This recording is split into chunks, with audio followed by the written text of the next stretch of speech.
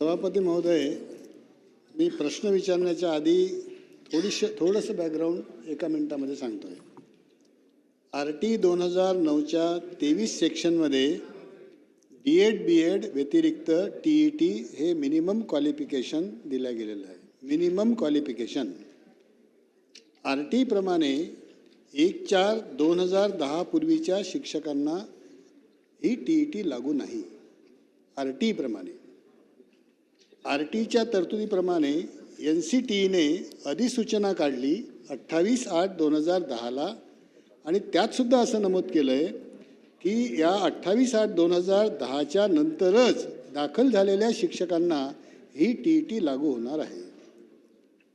राज्य शासनाने 13 फेब्रुवारी 2013ला शासन निर्णय काढला आणि शासनाने म्हटलं आहे की TET ही 13 फेब्रुवारी 2013च्या नंतर लागू होणार आहे. त्याच्या आधीच्या शिक्षकांना कुणालाही TET लागू होणार नाही.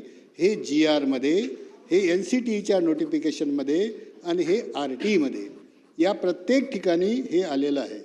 असे असतानाही सर्वोच्च न्यायालयाचा निर्णय जो आहे तो असा आहे, इन शॉर्ट, दर्जेदार शिक्षणाच्या हमीसाठी सर्वांना TET सगळ्याच्या वतीने अभ्यंकर बोलतायत आणि त्यामुळे सर्वांकरता हे आलेलं आहे. या संदर्भात माझे 4 प्रश्न आहेत. नंबर 1, TETच्या पूर्वतयारीकरिता 6 महिन्याची भरपगारी रजा आपण देणार आहात काय? 2, वर्षातून TETच्या परीक्षा 3 वेळा घेणार आहात काय?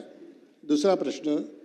तिसरा, TETच्या परीक्षेच्या काठिण्य पातळीत बदल करण्याचे आदेश परीक्षा परिषदेला आपण देणार आहात काय?